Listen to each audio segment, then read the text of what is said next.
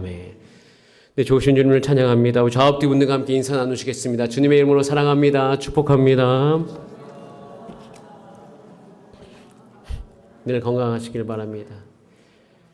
하나님께서 8월을 지나가게 하고 계십니다. 이제 9월이 얼마 안 남았어요. 몇 주 지나면 벌써 추석인 게 너무 깜짝 놀랄 만한 일입니다. 아직도 더운 여름인 것 같은데 아무쪼록 이 더운 여름 잘 보내시고 주 안에서 하나님이 주신 은혜로 회복을 누리시길 간절히 바라고, 무엇보다도 우리 가운데 있는 모든 어려움들이 우리가 기도 가운데 하나님 주신 은혜로 다 풀어지게 되기를 소원합니다. 자, 그런 의미로 한 번 더 우리 옆 사람을 격려하겠습니다. 하나님, 우리 성도님 사랑하십니다. 힘내세요. 힘내세요. 힘내시길 바랍니다. 하나님께서 순회 잘 마칠 수 있게 인도해 주시면 감사합니다. 날씨가 너무 좋았고요. 그리고 모든 일정들이 잘 끝났습니다. 물론 순간순간 어려움은 있었고 순간순간 해결해야 할 문제도 있고 또 어느 방에서는 벌도 나오고 막 그런 상황들이 있었음에도 불구하고 잘 해결됐고 또 그 가운데 속상함도 있을 수 있었는데 하나님께서 우리 마음을 풍성하게 해 주셨습니다. 여러분, 그리고 우리 정가명 권사님도 가시고 우리 김세영 권사님도 가시면서 정말 우리가 단합해서 하나가 되는 시간이었습니다. 이런 은혜가 우리 가을을 맞이하는 이쯤에 다시금 이 교회의 사역을 감당하는 데 넉넉한 은혜로 동력이 되기를 간절히 바랍니다. 오늘 읽은 본 말씀으로 예수가 나시니라 라는 제목으로 하나님의 말씀을 나누겠습니다. 지난 우리가 수요 예배 때 말씀을 나누었어요. 그것은 이제는 우리가 수련회 이후에 우리 모두는 다 예수님의 이야기를 들어야 된다는 것이었습니다. 저와 여러분, 예수님을 경험해야 됩니다. 복음을 들어야 교회는 살아납니다. 복음을 들어야 여러분은 살아날 것입니다. 복음은 예수님의 이야기예요. 복음이란 예수님에 관하여 성경에, 여러분이 가지고 있는 성경에서 미리 약속하신 것입니다. 예수님의 혈통에 대한 이야기예요. 예수님의 삶에 대한 이야기입니다. 복음은 곧 우리 주 예수 그리스도에 대한 이야기. 이 여름 수련회는요, 이 복음에 대한 이야기를 시작하기 위한 아주 중요한 전환점이었어요. 여러분, 교회는요, 복음의 이야기, 즉 예수님의 이야기를 듣지 않으면요, 변질됩니다. 능력을 잃어가요. 우리의 마음이 빼앗깁니다. 이 세상 살다 보면 세상에 필요한 것이 정말 많습니다. 그리고 자본주의 구조 안에서 우리로 하여금 성경에 있는 진리로부터 우리의 마음을 앗아가려고 굉장히 많이 노력을 해요. 그래서 예수님의 이야기를 듣지 않으면 우리는 능력을 잃어갈 뿐만 아니라 생명력이, 예수의 생명력이 우리 삶 가운데 나타나기가 힘들 수 있어요. 자, 요한계시록 3장 1절 말씀을 같이 한번 읽어보겠습니다. 요한계시록 3장 1절입니다. 시작. 사대 교회 사자에게 편지하라. 하나님의 7 영과 7 뼈를 가지신 이가 이르시되 내가 내 행위를 아노니 내가 살았다는 이름을 가졌으나 죽은, 이름은 살았다는 의미를 가졌는데 실상은 죽은 거예요. 마찬가지로 복음을 듣지 않으면 주사랑 교회는 교회라는 이름을 가졌지만 죽은 상태로 살아갑니다. 생명을 잃어버린 상태가 된다는 거예요. 복음을 듣지 않으면 여러분들은 예수 그리스도와 연합되어 세례받고 성도라는 이름을 가졌지만 죽은 상태로 살아갈 수 있어요. 저에게도 적용해 봅니다. 저도 복음을 듣지 않으면 목사라는 직분으로 부름받았지만 죽은 상태로 살아갈 수 있어요. 그래서 복음을 들어야 합니다. 여러분, 우리 인생의 문제는요, 우리 상태가 어떠하든 간에 상관없고 예수님의 이야기를 들으면 해결될 것이에요. 예수님을 경험하면 해결이 됩니다. 복음의 능력이 머물기 때문에, 예수님의 생명력이 머물기 때문에 해결되는 것이에요. 자, 이것에 대해서 로마서 8장 1절에 분명히 우리 가운데 선언하고 있어요. 자, 같이 한번 로마서 8장 1절 읽어보겠습니다. 안 나타나네요. 읽습니다. 시작. 그러므로 이제 그리스도 예수 안에 있는 자에게는 결코 정죄함이 누구 안에 있는 자? 예수 안에 있는 자. 예수님의 이야기를 듣는 자, 예수님의 이야기를 드러내는 자라는 것이에요. 여러분, 복음을 들어야 될 것입니다. 복음을 들으면요, 복음의 능력이 나타나요. 다른 말로 쉽게 이야기하면 예수님의 이야기 들으면 예수님의 생명력이 여러분 삶 가운데 반드시 나타납니다. 그래서 교회는 예수님의 이야기를 듣고 나누어야 돼요. 여러분, 마디 예배 때 가장 많이 나타나야 될 이름이, 한번 따라할까요? 예수님. 예수님에 대한 이야기가 있어야 돼요. 예수님을 내가 만났다. 예수님께 이렇게 나에게 말씀하셨다. 말씀하신 대로 내가 가던 길을 멈추고 회개해서 돌이켰더니 예수님이 내 삶 가운데 역사해 주셨다. 예수님의 은혜가 내게 임했다. 그렇게 예수님의 이야기가 우리 속으로 반에 많아져야 돼요. 예수님이라는 단어 그 자체가 많이 나와야 된다는 것이에요. 그러면 능력이 나타납니다. 그래서 여러분, 제가 여러분에게도 이야기했듯이 수련의 이후에는 제가 마태복음을 나눈다고 했어요. 이유는 여러분과 복음을 나누려고 함입니다. 예수님의 이야기를 나누고 싶어요. 이 이야기를 듣는 동안 교회와 여러분의 삶 가운데 예수님의 능력이 나타날 것입니다. 그래서 마태복음 이야기를 시작해요. 자, 오늘 본문 말씀 1장 1절 말씀을 같이 한번 읽어보겠습니다. 1장 1절 시작. 아브라함과 다윗의 자손 예수 그리스도의 아브라함과 다윗의 자손 예수님에 대한 족보 계보다라고 되어 있어요. 마태복음은요 아주 중요한 목적을 가지고 우리 가운데 주어진 책입니다. 마태복음은 예수님의 삶과 죽음 그리고 부활에 대해서 기록된 책이며 약 40년 동안 예수님의 제자들인 사도들에 의해서 예수님에 대한 그들의 목격담과 그다음에 가르침이 구두로 전수되다가 이제는 마태가 성령의 감동으로 그 이야기를 기록합니다. 그래서 짜임새 있는 아주 큰 한 그물망을 촘촘하게 형성하고 그것을 영향력 있게 온 세대 가운데 전달하고 있는 것이에요. 우선 마태복음 우리가 첫 시간이기 때문에 잠깐 여러분 가운데 전반적인 것을 잠깐 나누기를 원하는데요. 마태복음 전반부인 1장부터 3장은요. 구약의 이야기가 있어요. 말라기까지 이야기가 있는데 그 이야기가 어떻게 예수님의 이야기와 연결되는지를 보여주고 있어요. 예수님은요. 모든 구약 성서와 신약을 연결하는 아주 중요한 연결고리일 뿐만 아니라 구약 성서를 완성하는 분이세요. 예수님은 다윗의 자손에서 오셨고 그리고 여러분 하나님의 이름 중에 하나님께서 이 이름은 대대의 일컬을 이름이 되리라 한 그 이름이 무엇이냐면 여호와입니다. 여호와. 근데 그 여호와라는 이름의 의미가 여러분들에게도 제가 많이 나눴듯이 있다라는 거예요. 계신다는 거예요. 어제도 있었고 오늘도 있고 앞으로 있을 여호와 하나님. 그 여호와의 이름을 부를 때마다 우리 하나님 아버지의 마음을 느껴요. 즉 여러분의 삶 가운데 있고 싶어 하시는 하나님. 함께 계시기를 원하시는 하나님. 그래서 우리가 그 예수님 오실 때 그분의 이름을 뭐라고 부릅니까? 임마누엘. 우리와 함께 하시는 하나님. 예수님이 그 구약 모든 걸 관통해서 우리 가운데 전달되어진 하나님 아버지의 마음이 있어요. 그것은 우리 삶 가운데 계시고 싶은 거룩하신 그 하나님. 그 하나님이 예수 그리스도 안에서 그 모든 구약의 성서 이야기가 완성되어졌다.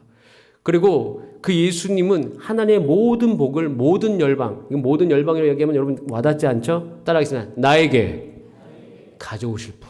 예수님이 그런 분이세요. 여러분 이 예수님에 대해서 알고 성령 하나님에 대해서 알면 정말 이 하나님이라는 분이 저렇게 위대하시고 멀리 계신 분이시기도 한데 그렇게 온 세상만물이 뭐예요? 온 우주를 창조하신 하나님이 예수님을 통해서 어떻게 나에게 가까이 왔는지 혈통을 초월해서 믿음으로 말미암아 하나님의 말씀을 믿음으로 말미암아 하나님 나라가 어떻게 나의 이 삶 가운데 왔는지를 분명하게 보여주고 있어요. 그리고 그걸 보여주고 난 다음에 마태복음 5장부터 7장까지는 이 하나님 나라의 백성이 어떻게 살아야 되는지를 구체적으로 예수님께서 보여주고 계십니다. 그 삶의 방식이 얼마나 구체적이고 또 얼마나 다양한 사람에게 나타나고 있는 것을 우리 가운데 성경을 읽을수록 보여줘요. 즉 적용되고 있다는 거예요.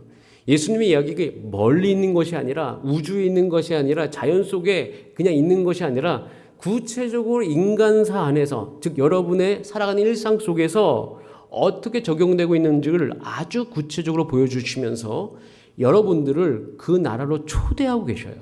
성경을 읽으면 내가 하나님의 초대를 받고 있구나 라는 것을 알게 되죠. 그러고 난 다음에 이제 마태복음 11장 12장으로 넘어갈 때쯤 되면 이 초대에 대해서 여러분들이 어떤 선택을 할지를 물어보고 계세요. 그 선택에 대해서 물어보면서 성경에서 아주 중요한 주제를 다루게 됩니다. 따라해 볼까요? 너희는 나를 누구라 하느냐? 예수님이 물어보시는 거예요. 이 질문에 대해서 우리는 답을 해야 돼요. 근데 이 질문에 대해서 답을 하면 진지하게 대답하면 인생이 바뀌어요. 왜냐하면 예수님을 하나님의 아들로 시인하는 순간 우리는 예수님 말을 들어야 됩니다. 그런데 그때쯤에 내가 정말 예수님을 원하는가 원하지 않는가가 갈려요. 너희가 나를 누구라 했냐라고 대답할 때 야, 예수님이 하나님의 아들이십니다. 혹시 이 고백이 주저하게 된다면 아마 여러분 속에 세상의 어떠한 것을 사랑하고자 하는 마음이 여러분 안에 도사리고 있다는 것을 아마 발견할 수 있어요. 예수님이 하나님의 아들이다. 내가 예수님 말을 들어야 된다. 근데 그 말이 여러분에게 불편하게 들릴 수도 있어요. 근데 그것을 통하여서 우리 안에 내가 정말 사랑하는 것이 무엇인지를 한번 살펴볼 수 있는 거예요. 그러면서 이 선택을 돌리기 위해서 내가 어떻게 해야 되는가. 우리가 그때 함께 기도해주고 함께 예수님을 경험하기 위해서 한 걸은 손 붙잡고 함께 나아가야 돼요. 그때쯤 아마 우리 교회 후반기 세례 예식이 있을 거예요. 여러분, 우리 주사랑교회는 이 가을에 하나님 나라와 세상 나라가 충돌하는 것을 경험하게 될 것이에요. 복음의 역사를 들을수록 우리로 하나님의 나라로 초대하시는 예수님의 음성이 들려요. 그때 우리는 결정하셔야 됩니다. 내가 어떻게 살아가야 될지. 그 선택으로 인도하는 것이 마태복음의 목적인 것이에요. 그 마태복음의 목적을 오늘 본문에 있는 16절이 아주 구체적으로 보여주는데요. 자, 우리 본문 오늘 1장 16절 말씀을 다시 한번 읽어보겠습니다. 16절 시작. 야곱은 마리아의 남편 요셉을 낳았으니 마리아에게서 그리스도라 칭하는 예수가 나시니라. 예수가 나셨다는 건 뭐예요? 예수님 볼 수 있다는 거 아닙니까? 예수님이 육체를 입으셨다는 거잖아요. 예수님이 드러나셨다는 거예요. 그때부터 이 세상은 충격적인 사실을 알게 됩니다. 하나님을 경험하게 되는 거예요. 하나님을 만나게 되는 것이에요. 구체적인 인생사 안으로 들어오신다는 거예요. 여러분, 이 예수가 나시니라. 이것이 여러분 가운데 의미 있게 들리기를 소원합니다. 여러분 지금 인생 속에, 여러분의 가정 안에, 여러분 심령 안에 예수님께서 나시니라. 예수님이 여러분 가운데 드러나시기를 소원합니다. 여러분, 내가 내 삶 가운데 하나님의 역사, 예수님의 역사가 경험되어지길 원합니다. 라는 고백이 있기를 소원해요. 여러분이 교회에 오셨다면 예수님 만나셔야 돼요. 그것이 교회의 존재 이유예요. 하나님께서 교회를 이 땅에 두신 이유는 예수님을 만나게 하기 위해서 교회를 두신 거예요. 그래서 우리는 여기에 집중할 것입니다. 저도 여기에 집중할 것이에요. 주사랑교회가 예수님을 만나면 능력이 회복이 되어지고 우리 교회를 통해서 이 땅 가운데 생명력을 드러내는 하나님의 역사가 반드시 일어나게 될 것입니다. 자, 그래서 우리 옆분들 격려하면서 교회의 가장 큰 진리를 같이 선포하길 원합니다. 이렇게 이야기할게요. 따라해보세요. 예수님을 만나실 것입니다. 자, 옆분들하고 함께 나누겠습니다. 시작. 예수님을 만나실 것입니다. 예수님 만나신다니까 부담스러우신 분 계십니까? 여러분, 예수님을 만나시기를 원하십니까? 여러분, 예수님을 만나는 것이 우리 앞으로 이 가을에 가장 큰 우리의 소원 되기를 소원합니다. 자, 이렇게 예수님을 만나시기를 원하시는 분들에게 이제 족보를 보여드릴 것이에요. 족보의 구성이 이렇습니다. 자, 우리 같이 17절 말씀, 오늘 본문 17절 말씀입니다. 족보의 구성이 이렇게 되어 있다는 걸 알아야죠. 같이 읽어봅니다. 시작. 그런즉 모든 대수가 아브라함부터 다윗까지 14대요. 다윗부터 바벨론으로 사로잡혀 갈 때까지 14대요. 바벨론으로 사로잡혀 간 후부터 그리스도까지 14대더라. 아브라함부터 다윗까지 14대, 다윗부터 바벨론까지 14대, 바벨론으로부터 그리스도까지 14대, 쪽 3개로 나누어져 있는 것을 볼 수가 있습니다. 이 각 세 개의 파트는요, 14대별로 우리에게 주는 아주 중요한 메시지가 있어요. 그래서 족보를 잘 보셔야 되는데요. 이 족보는 예수님을 경험하기 위한 아주 중요한 기반을 선언하고 있습니다. 자, 첫째 기반이에요. 한번 따라할까요? 하나님의 말씀은 반드시 이루어집니다. 이것은 창세기의 목적과도 같아요. 창세기에 보면 하나님께 태초에 천지를 창조하시니라 라고 얘기하면서 하나님이 말씀하셨다고 되어 있어요. 그 말씀이 그냥 가만히 있는 게 아니라 그 말씀 그대로 이루어졌어요. 창세기를 읽으면 하나님은 말씀하신 분인 것을 알 수 있고요. 말씀하신 대로 이루시는 분인 것을 우리는 알 수가 있습니다. 그래서 오늘 2절에 보면 아브라함이 이삭을 낳고 이삭은 야곱을 낳고 야곱은 유다와 그의 형제를 낳았다라고 이야기하면서 아브라함을 믿음의 조상이라고 이야기하고 있어요. 여러분, 아브라함이 왜 믿음의 조상입니까? 하나님께 반응했던 사람이었기 때문이에요. 근데 반응할 수 없었을 때 반응했던 거예요. 아브라함 시대 창세기 12장 직전이 창세기 11장이죠. 창세기 11장에서 나와 있는 아주 중요한 사건 중에 하나가 바벨탑 사건이 있습니다. 그런데 바벨탑 사건이 일어났던 이유가 있어요. 바벨탑을 만든 이유가 뭐냐면 그 시대에 놀라운 기술이 개발되었기 때문이죠. 그 기술은 벽돌 만드는 기술이었어요. 그때까지는 벽돌 만드는 기술이 없었어요. 그 작은 기술, 우리가 볼 때 얼마나 이 벽돌 만드는 기술이 여러분 눈에 보일 때 하찮은 기술입니까? 지금 이 시대에 보기에. 그런데 그 시대에는 어마어마한 기술이었어요. 근데 그 기술이 발견되자마자 사람들 마음속에 무엇이 일어났더라? 야, 우리가 탑을 쌓자. 그리고 우리가 흩어짐을 면하자. 즉 하나님께로부터 우리가 멀어지자. 그러면서 하나님을 오히려 등지는 일들이 일어났어요. 기술이 발견됐는데, 사람을 이롭게 하는 기술이 발견됐는데, 그로 말미암아 하나님을 떠나는 결정을 하는 세대가 일어났어요. 그럼 이것이 지금의 세대와 무엇이 다릅니까? 지금도요, 작은 기술 하나로 그 기술 때문에 우리 모두가 다 이루는 것처럼, 하나님의 그 신의 영역이 이루는 것처럼 떠들어대는 경우가 있어요.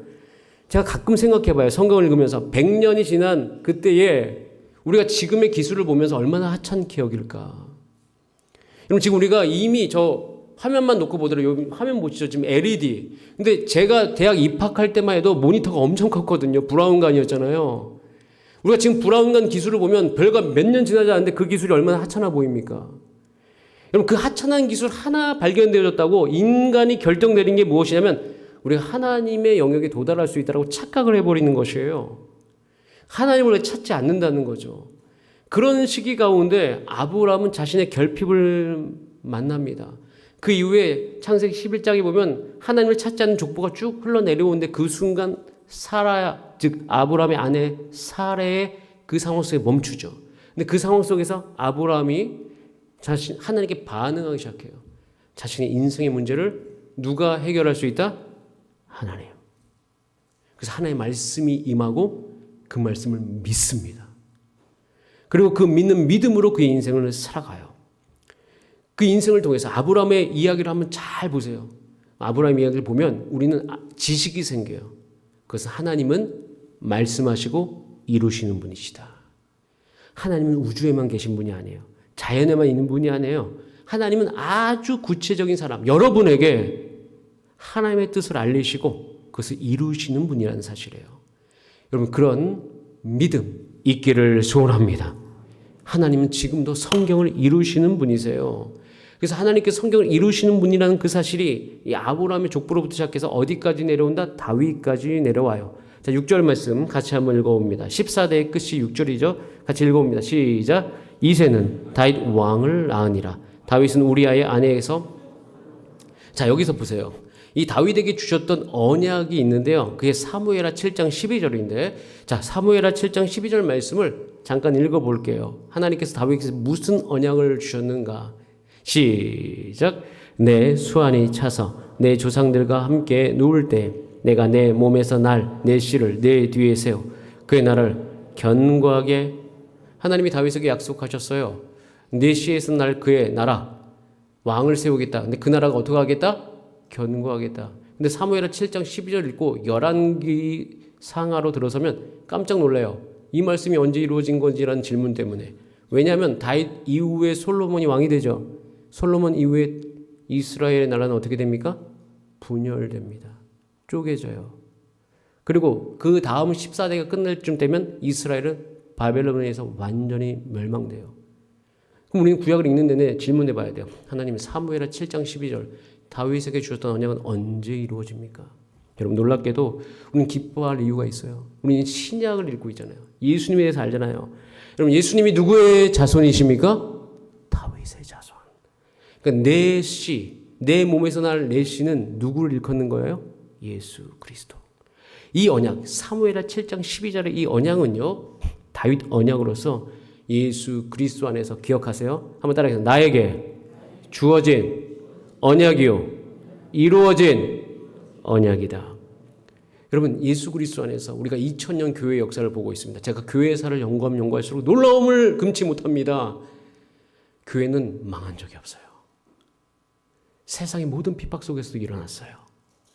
믿음 있는 자, 예수님을 경험한 자를 통해서, 예수 그리스도를 통해서 하나님의 언약이 이루어지고 끝까지 이루어지는 것을 볼 수 있습니다.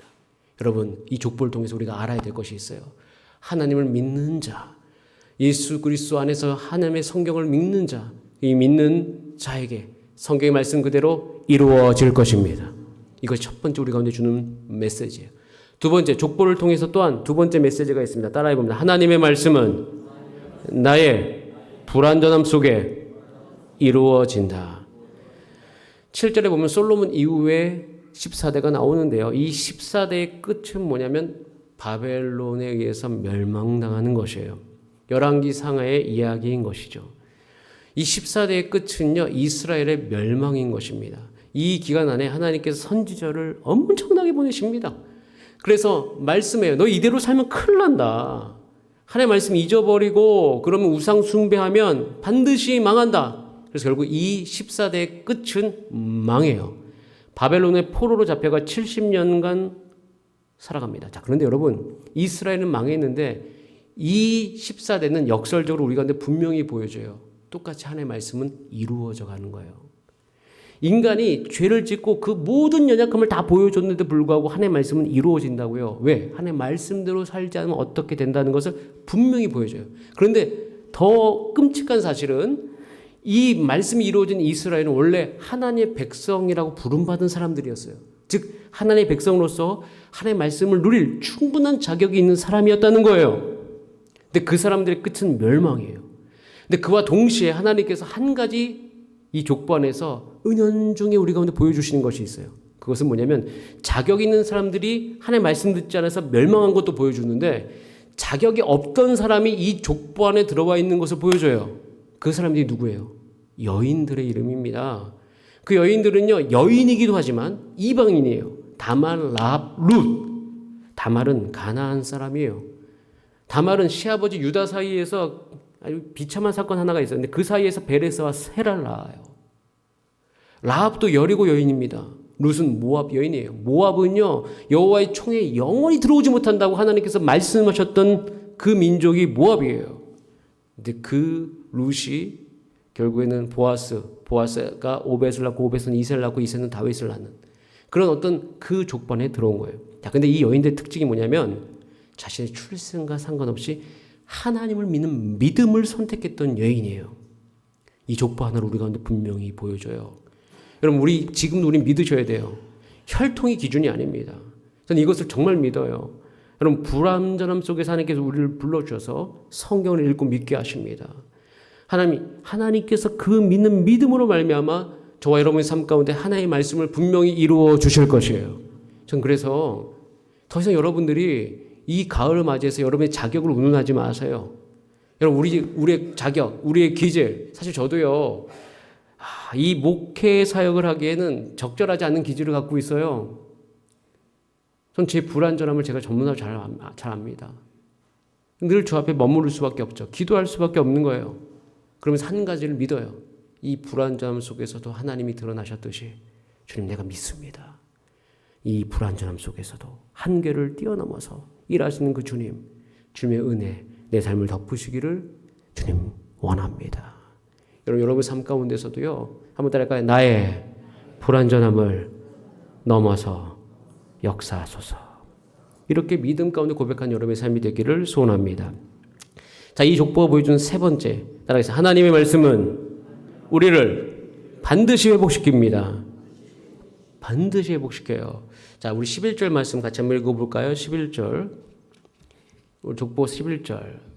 마태복음 1장 11절. 시작. 바벨론으로 사로잡혀 갈 때에 유시하는 여고냐와 그의 형제들을 언제요? 바벨론으로 사로잡혀 갈 때. 바벨론에 사로잡혀 갔다는 것은요, 이스라엘이 망한 상태예요. 자, 이스라엘이 망했어요. 자, 그럼 망하면 족보가 끊겨야 되지 않아요? 자, 12절. 족보가 끊겨야 되는데 12절. 시작. 바벨론으로 사로잡혀 간 후에 여고냐는 스알디엘을 낳고 스알디엘은 스룹바벨. 여러분, 바벨론으로 사로잡혀 간 이후에도 족보가 끊겨야 안 끊겨요? 안 끊깁니다.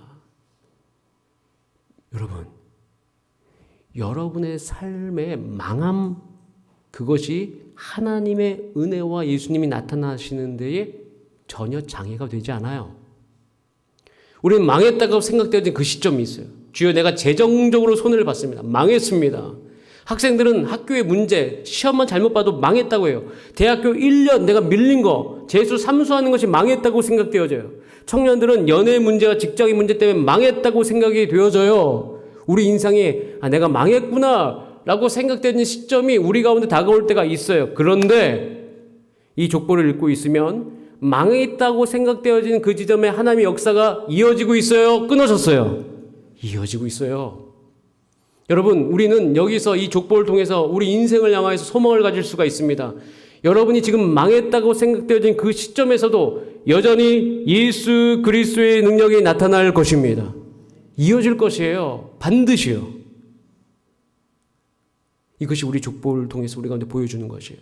저는 이것이 교회의 능력이요 교회의 영광인 줄 믿습니다.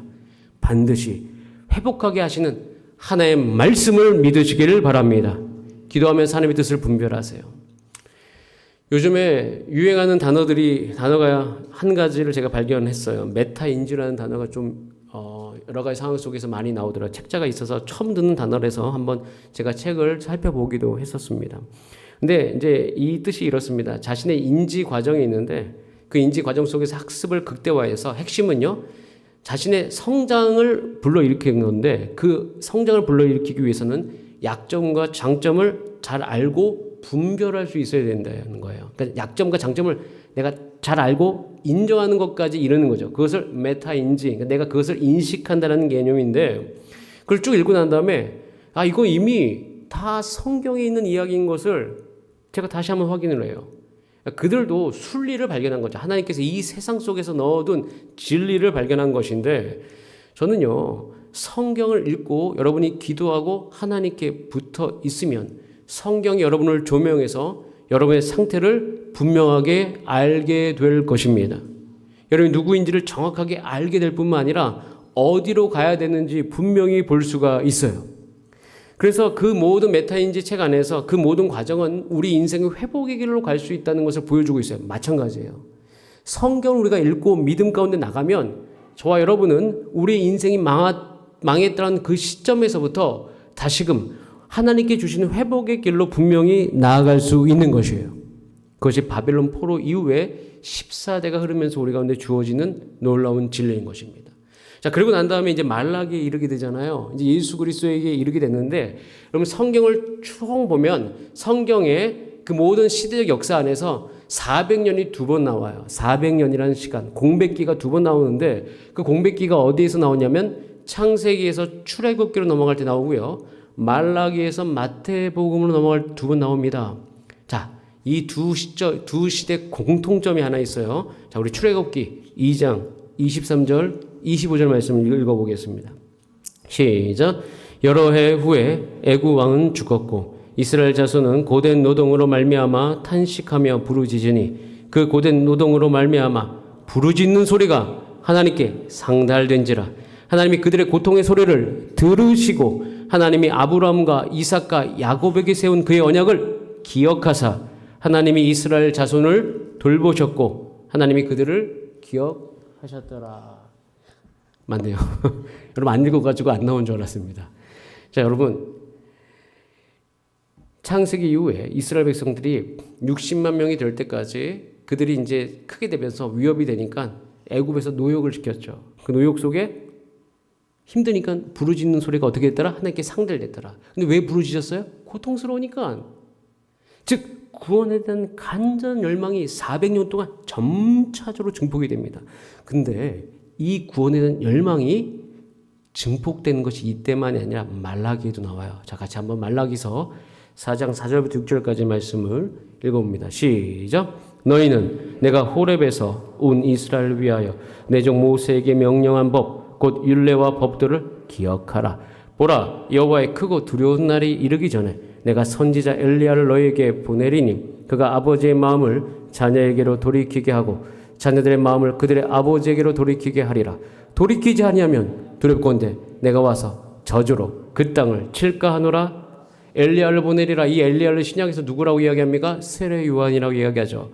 세례 요한이 회개를 선언하자마자 사람들이 많이 나와서 세례를 받았다라고 이야기하고 있어요. 그래서 나는 예수님이 오실 길을 곧게 하는 사람이다라는 그 메시지가 이 신약 성경 가운데 선언되어진 걸 우리는 곧 관찰할 수 있어요.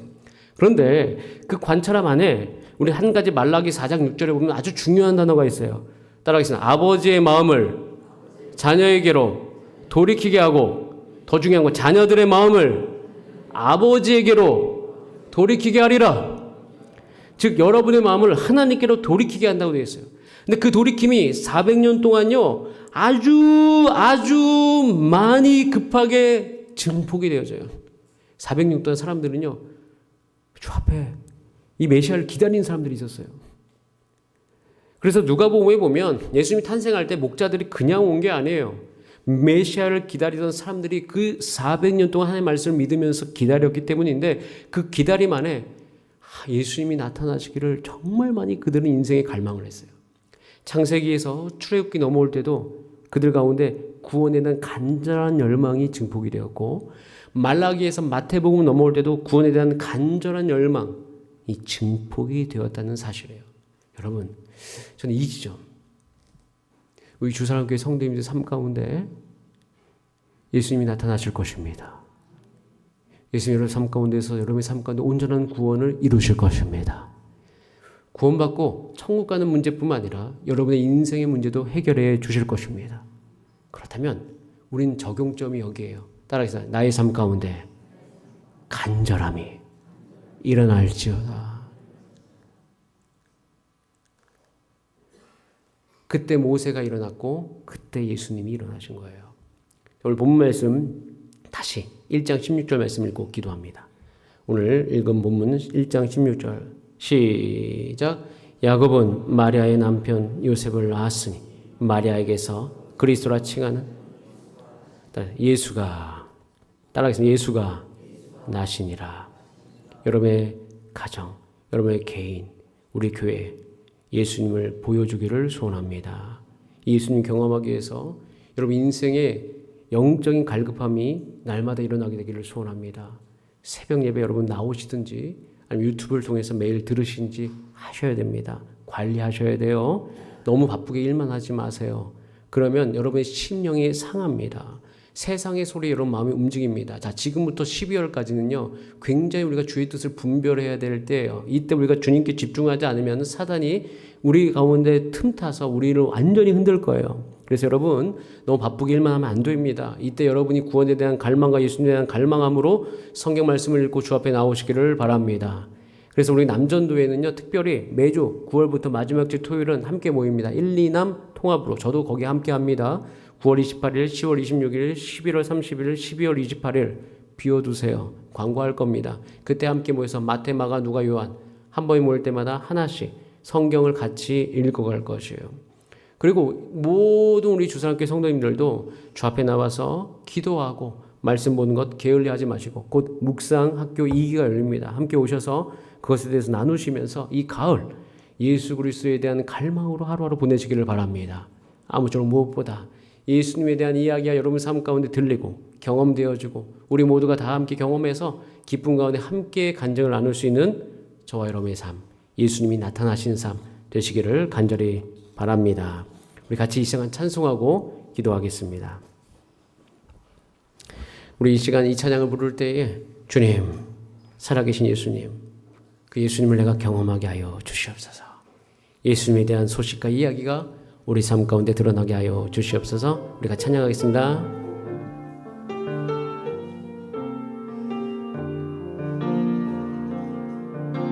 수많은 무리들 줄지어 수많은 무리들 줄지어